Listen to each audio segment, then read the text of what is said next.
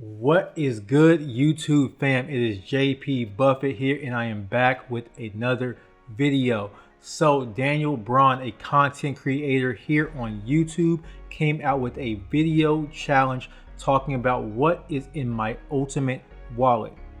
So I had a video that was vaguely similar to this one in the works, but I figured I would shelve that one for now and take a crack at this challenge. So the overview of Daniel's challenge is that you have to make a setup that would best fit your ideal lifestyle.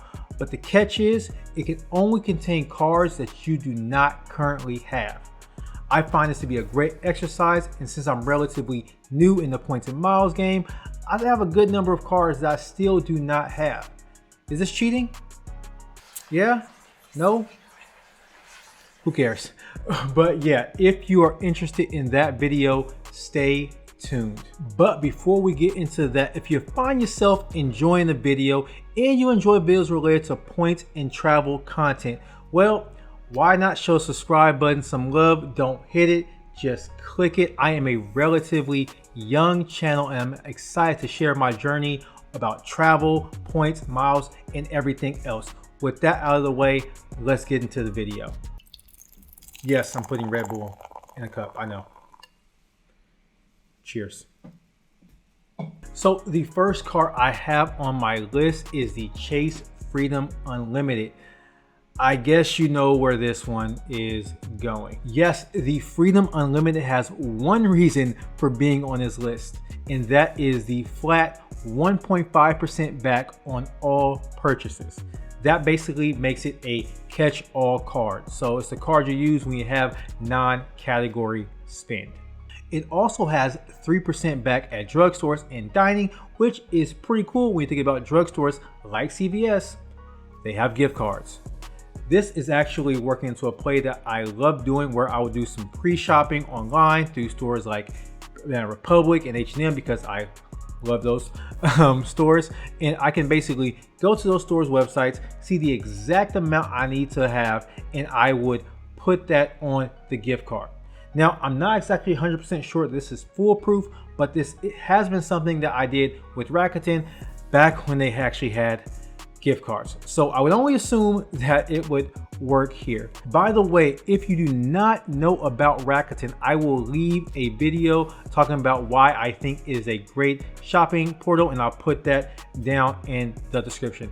But yes, this 3% back is something that is shared with the Chase Freedom Unlimited's brother, and that's something I will talk about now. Yep, that's right. Surprise, surprise. The Chase Freedom Flex is the next card in my ultimate wallet. The Freedom Flex is a card that allows you to flex on these.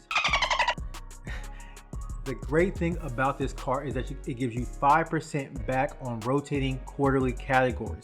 The Freedom Flex has categories that change each quarter. These categories can range from groceries to gas to Amazon purchase to wholesale clubs. In each quarter, for example, from January 1st to March 31st, you can gain 5% back up to $1,500 on these purchases. In the following quarter, the categories will change and you have to opt in again to receive that 5%. This card could potentially be great for me because it can act as a type of wild card or a joker card that can be a great earner. But I'm sure you have probably picked up on me saying percent back and not X, like 5% instead of 5X. That's because this card gives you cash back on its own, though it does earn points in the form of Ultimate Reward or UR points. The card I'll be talking about next will allow me to unlock the UR points that I gained from the previous two cards, being the Freedom Flex and the Freedom Unlimited, and I can use those points for travel. So I'm sure you know what that card is. Let's get into it next. And finally, I am sure you saw this coming, but the last card that I want to add on my list on my ultimate wallet is the Chase Sapphire Reserve. So unlike the other two cards that I mentioned above that have an annual fee of $0.00, the Chase Sapphire Reserve, or the CSR, comes in with an annual fee of $550, which is nothing to sneeze at. Still, this is a solid card that comes away with a $300 easy travel credit to use that is not broken down into $15 a month credits, nor do I have to go to the travel portal to get the value back from the issuer. Capital One. Nope. My zips. Nope. Stop talking, go to jail. Oh! Anyways. And this card also comes with some decent multipliers that if you are interested in, you can kind of look up on your own. But the ones that I kind of gravitate towards and why I like this card are the 10x on hotels and car rentals. Mainly because I like to rent cars for weekend or holiday road trips. And when I do pay for hotels, I prefer to stay at boutiques, which aren't usually brand affiliated. And I also notice that these hotels have a little bit more character to them. My own opinion, you can have yours. With that being said, when I do stay at brand name hotels, I like to stay at Marriott or Hyatt, which is actually pretty great with this setup because I can actually transfer my UR points to Hyatt for a pretty good value, about 1.8 to 2 cents per point compared to 0.7 for Marriott and other hotel brands. On top of that, since I have the Chase Sapphire Reserve and when I book through the Chase Travel Portal, I get a 50% boost on my points, making my points not worth 1 cent per point, but now they're being worth 1.5 cents per point at the floor.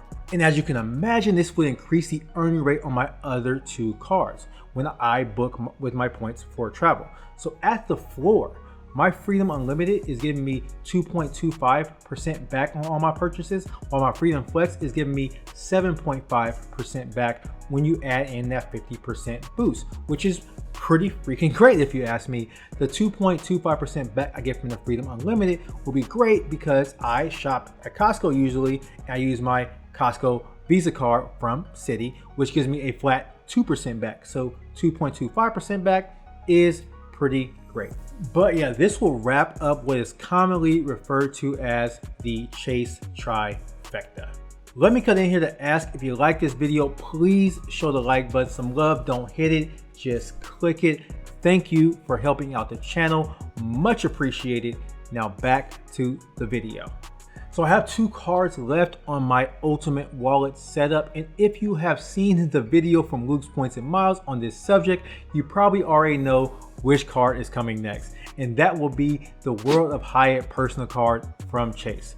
Now this card comes with a $95 annual fee, and it gets you 9x on Hyatt purchases and 2x on things like fitness clubs. But that is not the reason that this card would be looked at least for me. I have traveled internationally a few times, and on the few occasions that I have traveled, I use Hyatt points to get some pretty freaking sweet locations. So most recently, I stayed at the Andaz Hotel in London, which had a pretty prime location for a New Year's Eve celebration, and it only cost me $20K a night. If you have been in the Points and Miles game for a minute, you would know that Hyatt has an award chart with different categories, and a $20K redemption will be about a category 5 or a category 6 hotel. And the reason I bring this up is because the World of Hyatt card comes with a free night, but this free night is only available for a category 1, 2, 4 stay. Now in the States, I will admit this is pretty freaking lackluster. You can't really get a good redemption for that or good stay, but I have looked internationally, and Hyatt has some pretty nice resorts and other hotels when you look at Europe, the Caribbean, or Asia.